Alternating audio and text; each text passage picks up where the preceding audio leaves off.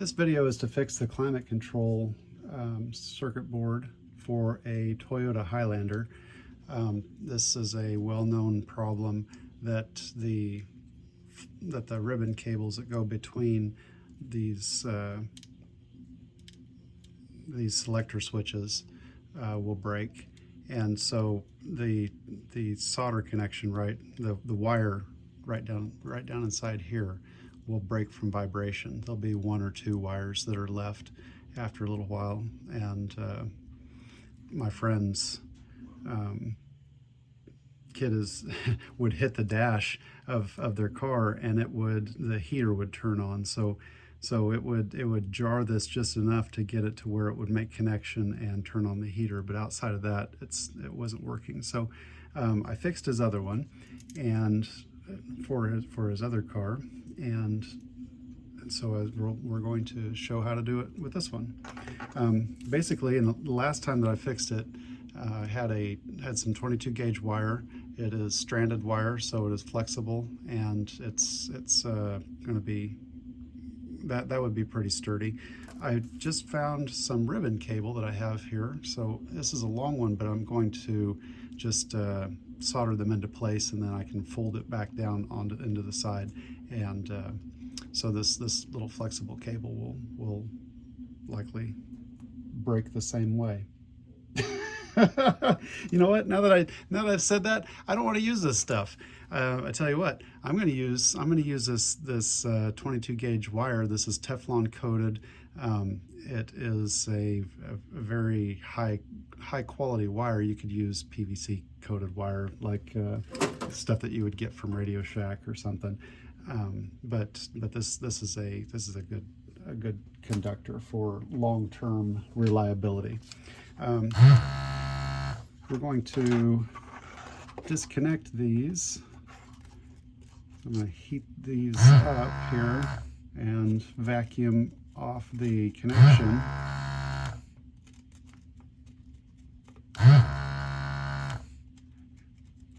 And there's some goo on here that's kind of glued it on, and this is helping kind of melt that, and it will desolder these as well. This glue, or it's a silicone or something that's in there. We can oh, not on the screen. We're going to remove those wires. There we go. I just pulled that out, and I'll go ahead and cut this off.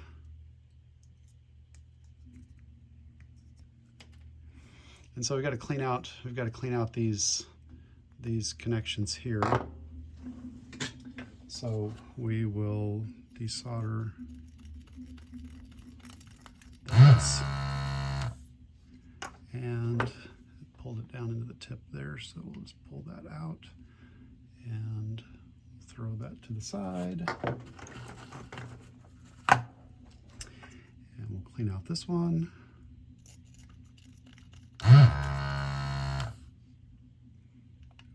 This one, and we'll get those broken wire tips out of the way.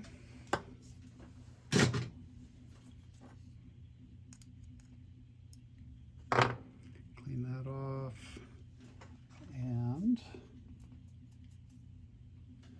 we'll go ahead and tin this and clean it up.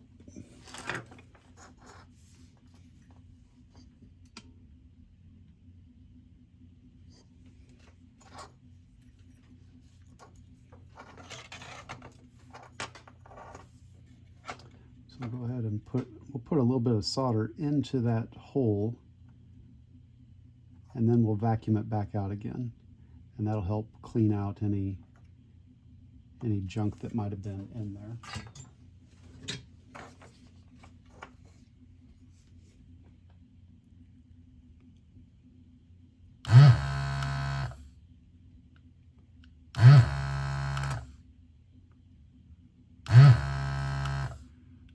So now you can see right through those holes, and this is ready to be resoldered.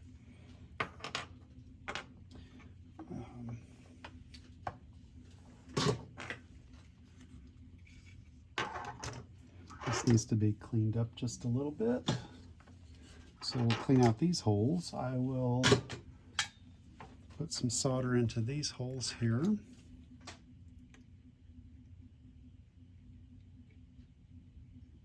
And you got to clean off the rubbery silicone stuff as well. It's kind of onto the pads, so this will melt that off as you're putting your soldering iron on here. My soldering iron is set to 600 Fahrenheit, and my desoldering iron is set to 650. And so, all right, so I just filled in those holes with a little bit of solder, and I'll clean that out real quick. We'll clean this one. That has plugged up my soldering iron. Lovely.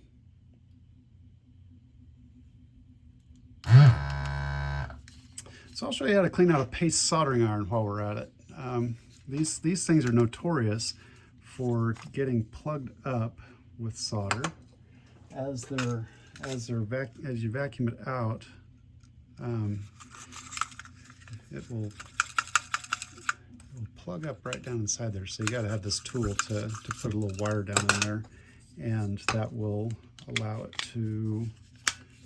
All right, so now it's pulling air back through it. So we'll heat this guy up here.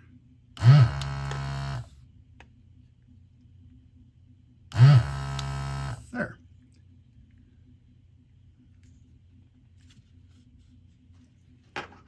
Tell you what, I'm going to put a little more solder on that third hole because it heated it up and pulled a little bit of the solder out, but didn't pull all the solder out. So that just melted all of the solder that was in there. We're going to remelt all of it together, and that will pull it out. There, perfect. Now all the holes are, can we see it? There, look. Okay, so now you can see through all of the holes, and they are cleaned out. So now we're going to take our bit of wire here. So these were about that long, so we'll just cut that off and strip these.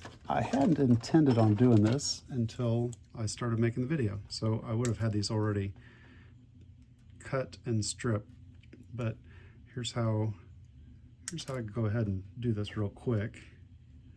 We'll just cut all three of them here, same length, and we will strip off a little bit off of each side, and then we're going to tin each of them by putting a little bit of solder on them, and then we will solder them directly into the holes.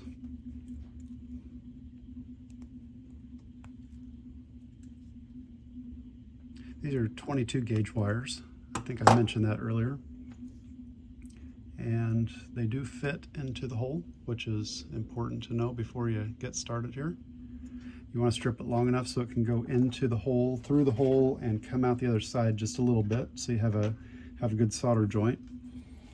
I'm going to heat these guys up here and tin them on the bench.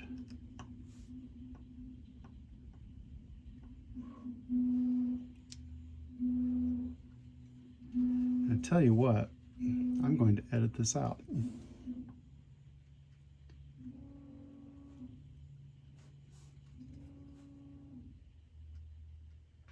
Because nobody wants to watch me do this. They will be fast forwarding through my video saying, "Why are you wasting my time?" And this one was not stripped enough either. There we go.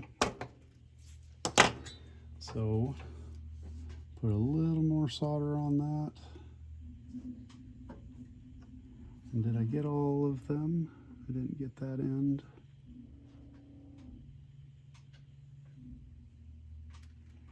All right, so we've got all three of our connections tinned. I'm going to poke them through. Can you hear my 3D printer? Hope it's not too annoying. We're going to put all three of these into here like this. Let those sit off to the side there like that. We're going to solder these in. So, solder 1, 2, 3. And once you get done soldering, one of the things that you need to do is clean your solder joint. Solder has flux in it, and flux is corrosive, and you can use alcohol to clean that off. So that corrosive chemical that's left on it will eat this up over time, and so you don't want to have to fix this a few years down the road. All right, so we got 3 wires coming off of there. We want them to go straight to our connection, so don't mix them up. But it came like this, so we want them to go into the holes like they were. I've got a little glob of solder on this guy, so I'm going to clean that off just a little bit. And then we're going to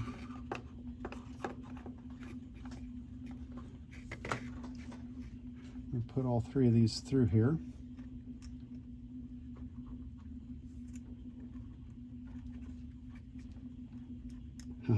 With the solder on the wire, it increases the diameter just a little bit.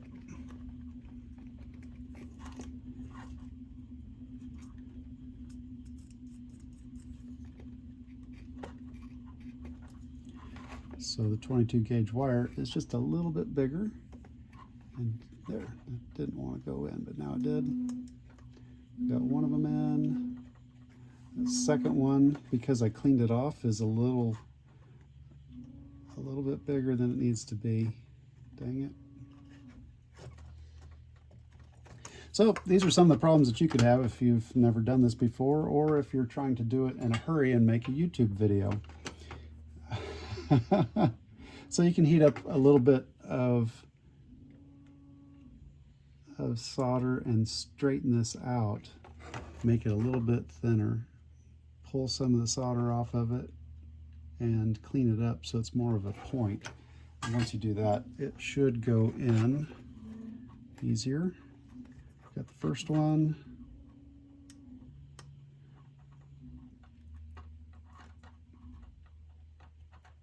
The second one doesn't want to go. The third one does. I'll tell you what we're going to do.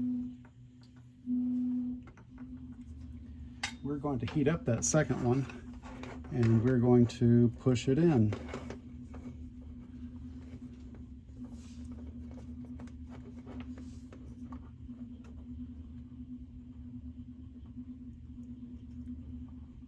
There it went.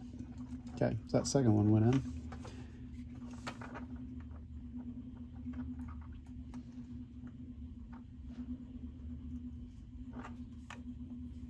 There we go.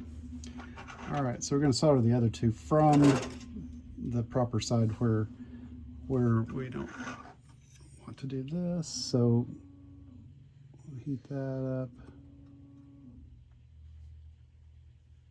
Solder all 3 of these wires.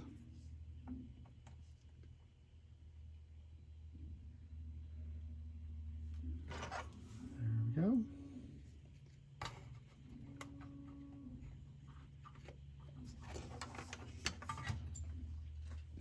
And now we'll take a little bit of alcohol and clean the connections here. And since I tend these ahead of time, on this side you want to clean a little bit of both sides. Just make sure you get any of that flux neutralized. And voila, we've got a high quality connection that is going to outlast the rest of this board. Unfortunately, these little ribbon cables don't last. So, and that's that's why, as I was describing this, I don't think that I want to put another one of these on to take its place. So this will work a lot better, and hope this helps you out.